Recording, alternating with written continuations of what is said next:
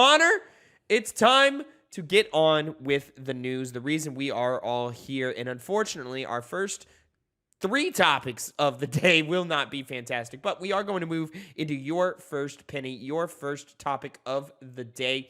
Go ahead and please take it away for me, good sir. Well, as I said at the beginning of this show, it's another layoff episode. Embracer has laid off a sizable portion of Gearbox support studio Lost Boys Interactive. This is from Chris Scullion over at Video Game Chronicle. Lost Boys, which was founded in 2017, is a support studio which has worked with Gearbox on a number of projects, including Borderlands 3 and Tiny Tina's Wonderland. In 2022, the studio was acquired by Gearbox, which in turn is owned by Embracer Group, and saw its staff grow to over 400 people following the acquisition. However, as reported by Aftermath, the studio was hit on Friday with numerous layoffs. Although it's not yet clear exactly how many employees have been laid off, former studio producer Jared Pace posted on LinkedIn that it had been a, quote, a sizable portion, including himself. Quote, still trying to understand the scope of it all, he added, but sadly, this is a song and dance we're all familiar with. Embracer announced in June 2023 that it was implementing a restructuring program, which would have involved the closure of studios, layoffs, and the cancellation of some projects. It has since shut down studios like Saints Row developer Volition, Campfire Cabal, and Free Radical Design, while others have reportedly been up for sale, such as Borderlands maker Gearbox. During its second financial quarter, ending in September 2023, the company made more than 900 layoffs, with cuts impacting such studios as Crystal Dynamics, Beamdog, Zen Studios, and Fish Labs. Last month, Embracer also made layoffs at New World Interactive, 3D Realms, and Slipgate Ironworks. Job losses across the games industry were widespread in 2023 and don't appear to be slowing this year. And considering how every single week we've had at least one layoff to discuss, it has not, and it will not. Tavin has been keeping a record of the amount of people laid off. This is it's one where you don't know the exact number, at least right now, but considering they're using the word sizable a lot, it's probably a pretty big chunk. And this is off the backs of them making Tiny Tina's Wonderland last year, which to my knowledge sold well, and yet these layoffs come regardless, which is the continuation of the trend we're all familiar with by now.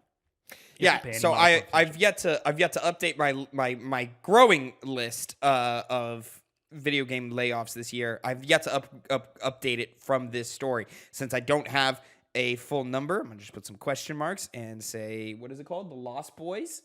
Lost Boys Interactive. Mm-hmm. Okay. And / Embracer. Mm-hmm. And Embracer has been responsible, as you can tell from the article, a lot of these layoffs. And that's a byproduct of having this large mega corporation just buy and buy and buy game studios because they see that as a financially sound thing to do because video games make as much money as they do. But due to the nature of how games work nowadays, with the layoffs, those always come seemingly afterwards. Of course, sometimes things with like Saints Row Volition, they hadn't put out a game in quite a while. Their last game flopped pretty hard, but here's a game that did not, and yet we still see a layoff. We had a Saints Row game in 2022. Was that when it was released? I think so. 22, 23. Either way, it didn't do well. 22. 22? Yeah. You just decided that off the top of your head? Pretty sure it was 22. Well, regardless of when it was, layoffs ensued, and the quality of the games released don't matter. They consistently have not mattered. And unfortunately... record-breaking sales and profits don't matter either. Nothing seems to matter. Now, this is Embracer. It's tied to it's tied to Embracer, who had record numbers of layoffs last year. All of this because of their Saudi Arabia deal that fell through. Presumably. With Savi Games. I mean, you can pretty clearly tie it to that because they came out and said, hey, this will drastically affect our situation. And lo and behold, it has. Not on their end, of course. Yeah, and so it just continues to spell the tragic tale of like what happens when these big conglomerates come in who may or may not actually understand this industry and how it works, or when money grubby, selfish pieces of garbage CEOs come through and are just trying to fatten their own pockets or their friends' pockets and not look out for the thousands of people that work under them. And they get too ambitious and grow too fast and do too much and have ridiculous budgets and force studios to work games that they're not prepared to make or are not passionate about, and then don't see record sales from these things, or and how they refuse to take cuts and so forth, and how these workers really just don't have the rights and the cachet to be able to fight for themselves. We're going to go ahead and jump pretty soon here. We're going to jump into our second topic because it's the same thing, and report on that. But it like, to focus on Embracer here specifically, like, this is going to be the wives' tale that will haunt the industry forever, of how we let this conglomerate come in, acquire all these studios, acquire all this talent, and then completely throw it all away. And make a deal that just completely destroyed so many lives in this. So many people are going to have to pick their families up and move somewhere else or quit the industry altogether. These are people who are passionate, who have wild dreams, and who are insanely creative and hardworking, and all of them are being thrown away. And it's disgusting because it was just all based on a deal that fell through with a country with a questionable reputation at best. Verifiably bad reputation. Yeah, and to make this deal and to just be so obviously focused on the money, and we don't see removal of these executives. We don't see pay cuts happening from these executives. We barely got. We didn't even really get an apology from their little press conference that they held when the deal fell through. In any ways, there just doesn't seem to be any remorse happening from the upper branches of leadership here, and it just continues to be fucking disgusting, and to see it keep happening. And it's so exhausting constantly talking about it and constantly being outraged at these things and upset at these things. And so few people seem to care. What we've done on this show is focus on stories whenever we hear them. We make it a duty of ours to talk about it, to let you guys know about all of these things that are going on. And it's a perfect encapsulation of how this entire issue has been treated, because we talk about it constantly. I see people on Twitter constantly talk about it. And then there's no real reprisal, so they have no incentive to stop doing it. They just do it again because their games keep making money. The government doesn't step in and prevent them from just laying off left and right. Because, I mean, I brought it up before at another time that Embracer was canceling one of their many studios. Lars Wingefors has a net worth of $1.1 billion. That doesn't mean he's getting that much for his role at Embracer Group as the CEO, but he's certainly getting paid a pretty penny. And we never, ever hear about a pay cut that comes from these kinds of people. I'm going to cover it in the next story that we're talking about, but there is a avenue to stopping this from happening to the rate it does. One of which is, of course, unionization, which is kind of what people generally jump to when they're trying to come up with solutions. But there are other paths to it, something called sectoral bargaining. For the sake of, we've already talked about this extensively already. We're going to talk about it again with the next story. And so stay tuned for that, because I'll be covering possibly another avenue. Actually, the best avenue to try and stop this thing from happening, though it is a difficult task. Exactly. And so with that, we're going to jump into our second topic of the day, my first penny of the day. Discord lays off 170 people, becomes latest company to say it grew too much during the pandemic and now needs to be, quote, more agile. This is from Andy Chalk over at PCGamer.com. Just one day after streaming service Twitch announced that it was laying off 500 employees, which we did cover last week on last week's Two Penny Gamescast episode, Discord has joined the parade. A report from The Verge says the company is cutting 170 employees, representing 17% of its workforce. A Discord representative confirmed with PC Gamer that The Verge's report is accurate. Discord is an extremely popular social media platform, but CEO Jason Citron said in a memo sent to employees today that the company's employee count has increased by 5 times since 2020, and that, quote, as a result, we took on more projects and became less efficient in how we operated. Today, we are increasingly clear on the need to sharpen our focus and improve the way we work together to bring more agility to our organization, Citron said. Quote, this is what largely drove the decision to reduce the size of our workforce. While difficult, I am confident this will put us in the best position to continue building a strong and profitable business that delivers amazing products for our users and supports our mission for years to come. Discord doesn't appear to be facing any immediate financial difficulties. The Verge report says the company has raised roughly $1 billion in funding and is currently sitting on more than $700 million in cash. But while the company's valuation has skyrocketed, a CNBC report pegged it at $15 billion in 2021, following a $500 million funding round up from a $3.5 billion valuation in 2020.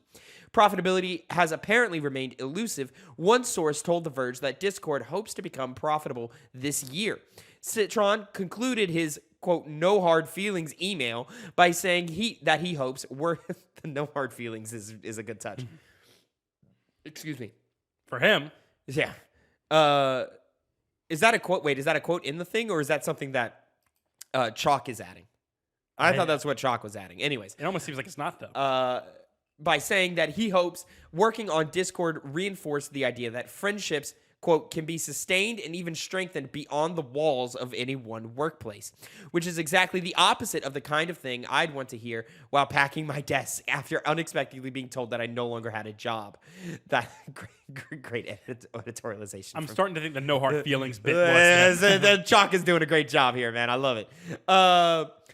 Packing my job. There's been some seriously tone-deaf messaging from executives following layoffs. Twitch CEO Daniel Clancy reassuring everyone that putting 500 people out of work means, quote, we can continue to serve our streamers sustainably without impacting their ability to support their careers, leaps to mind. And of course, the Embracer Group guy describing hundreds of jobs lost and multiple studio closures as, quote, how we win was a rare banger. Chalk is fucking killing this. Everybody go give him a read over at PC Gamer. Great work there, my friend. But we're gonna go ahead and take the rule there. But everyone go give him a read and follow it up because it's a great reporting here. But I mean, this is a great example. As Connor mentioned before, I've been keeping a tally ever since the beginning of the year of how many jobs have been lost. Let it be known, ladies and gentlemen, we are recording on January 15th, 2024. That is when we are recording. Reportedly, 9,000 jobs were lost last year over the course of the entire year in the games industry. That reporting is a little vague. You know, depending on who you go to, the count is different to everyone. What I've seen, it's been anywhere from 6,000 to 10,000 jobs have been lost in the games industry. My research showed 9,000, somewhere in the 9,000 range. January 8th, 1,800 layoffs at Unity, 25% of their workforce. January 9th, a day later, 500 reported at Twitch, 35% of their workforce. And then now, January 11th, 170 at Discord, 17% of their workforce. And as we just covered, January 15th, an unknown amount from Lost Boys Interactive, owned by Embracer. This continues to be a disgusting trend that is going on and on and on, and it desperately needs to stop. We desperately need to find a way to stop the bleeding. As of right now, with the unknown number from Lost Boys Interactive, this year alone, we have lost over 2,470 jobs. Someone I'll do the math right here, Connor, while you bring up your next topic of discussion on this topic. Yeah, to begin with, like the Twitch story we covered last week, this isn't directly tied to a video game company, as we tend to cover on this show. It's video game adjacent. And we're seeing the same exact trend here. And as the article lays out, it's pretty iffy on whether they're turning a profit or not, based off they've, made a lot of money. Whether they were able to, put that in their pocket and keep it for a rainy day remains to be truly seen. That's something that would be their problem, rather than the workers, who they're clearly, causing to get screwed over here. Which, as I've said in the last thing we covered on this topic involving the Lost Boys Interactive, unionization is typically the idea that's brought up to prevent these things from happening, or at least happening in the way that they do, where you're able to lay off 17% of your workforce, which is, 170 is bad. Yeah. But when you put it into perspective of the company as a whole, it's even worse. And with something like Discord... To put it in, to continue with that percentage number, 30% of the number we lost last year, 30% of all those jobs has happened in the first 15 days of this year. So I don't understand how you cannot paint that this is a growing issue that needs to stop. The bleeding needs to stop.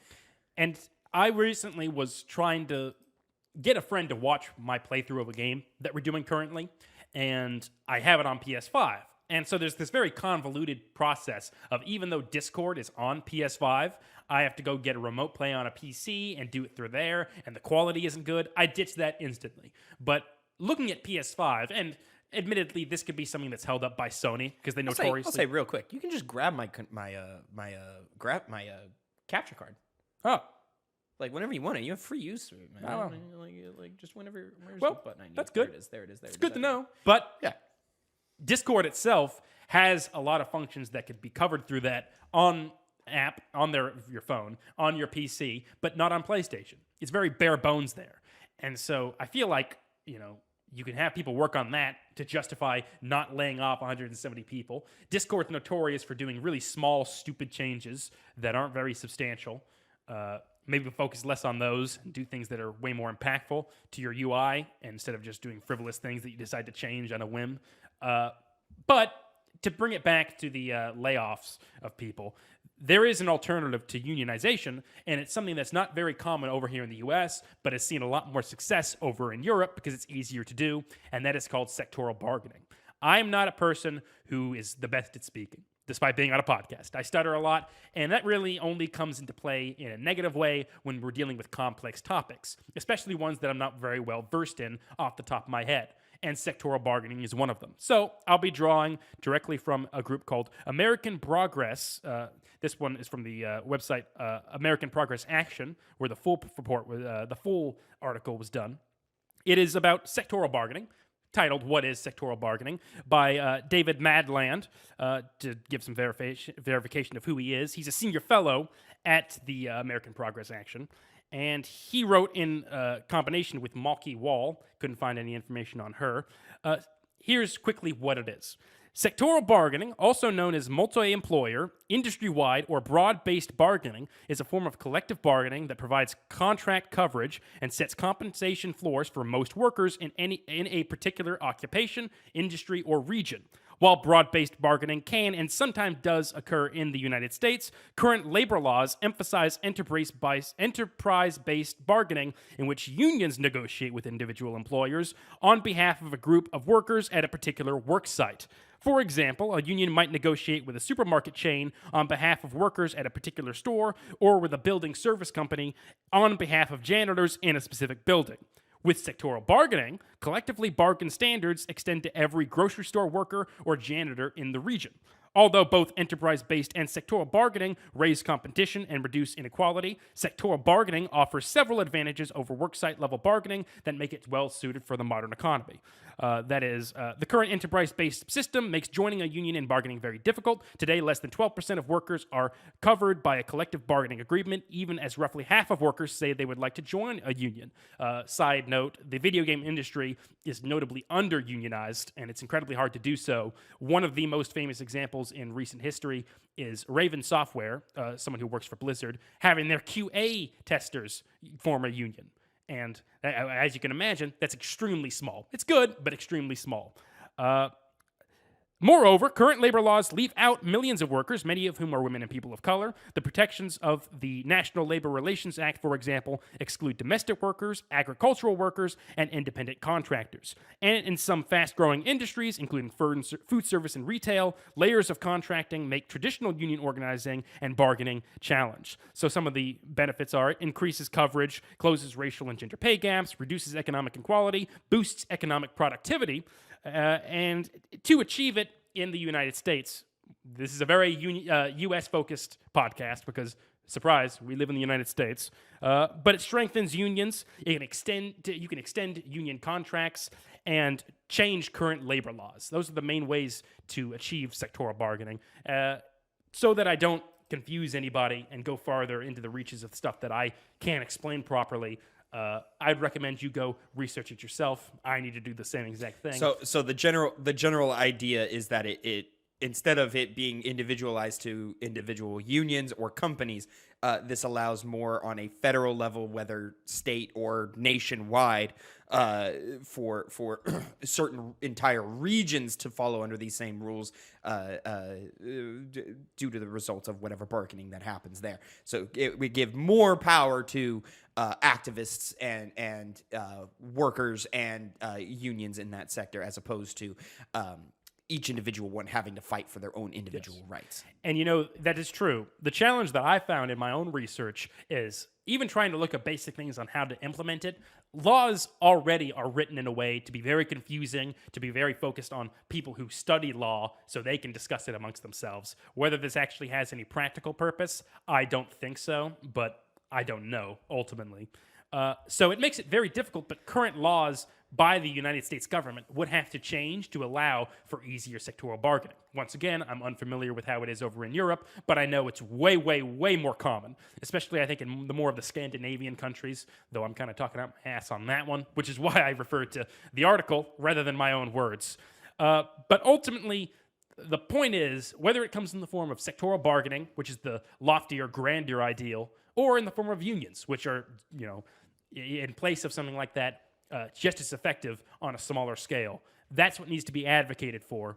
And doing so is way harder. Because I could say here, do it. Yeah. And it sounds all peppy, but then you go back to your job and it's way hard to do. So life is hard. Adding on somebody else's problems to your thing or caring about that is a hard task to do. And that's why representation matters so much in law and in government. And it's why, once again, ladies and gentlemen, I'm going to remind you that 2024 is in fact an election year. And if you are in the United States and you're watching and listening to this, please go make sure that you are registered to vote, and please get acquainted with what is up for stake this year. It is incredibly important. It is very easy to just sit back and feel like, oh, they do what they want year after year. We don't have any real power for X, Y, and Z reasons. If you show up and you vote, you do have that power. The numbers do matter. That was proven in 2020. It's been proven in the past. It was proven in 2016 when there were not as many people voting than there probably should have been. And then when they came out in record-breaking numbers in 2020, we found some results in that. Now, 4 years later, what are those results? They're limited and they're frustrating. Change is slow, always has been, always will be. But if you give up the fight, or if you stop participating in government, that is when your rights, that is when your pursuit of happiness, that is when your general quality of life will decrease. It's not a theory. It's not me just saying it. These are proven facts that we've seen again and again. And Connor, you're talking about individual companies and individual unions struggling to catch up and struggling to fight for their own increasing rights. This was proven already with our third topic of the day, my second penny of the day. Right here. SAG-AFTRA's new agreement lets game devs use AI voices. This is from Justin Carter over at GameDeveloper.com. Studios working with voice technology company Replica Studios are now permitted by acting and performance union SAG-AFTRA to use voices replicated by generative AI in their games. Per The Hollywood Reporter, the union and Replica struck on an agreement letting developers, AAA and otherwise, to, quote, access top SAG-AFTRA talent, and for actors to, quote, safely explore new employment opportunities for the digital voice replicas with industry-leading protections. The Guild says that the agreement set terms and conditions for the use of AI-generated voices and requires voice actors to consent for their use of their voices and negotiate further terms of use when working with the studio. Replica Studios will be required to allow performers to opt out of continued use of their voice in new works. The contract covers over interactive media and spans from pre-production to final release. The agreement was revealed at CES 2024. Just a day prior, it was revealed that Ubisoft and Tencent were using NVIDIA's AI-generated ACE toolset, which lets studios create generative NPCs. The use of AI voices has been heavily debated in video games. Voice actors in the past revealed contract clauses that wanted them to sign over their voice rights, and they're overall not a fan of the technology. At present, Embark's The Finals is a game that uses AI voices in its entirety. Voice actors believe it may only be a matter of time before that becomes the norm in the industry. SAG-AFTRA National Executive Director and Chief Negotiator Duncan Crabtree Ireland said the agreement secures actors' consent and negotiation for digital voices. It's also required that actors can't be allowed to opt out of AI being used in new works. Quote, "This agreement is about voice replication in video games," said Crabtree, New Ireland. That's his last name? Holy shit. Anyways, quote, "Voice actors are on cutting edge of the implementation of AI and the risks that come with it."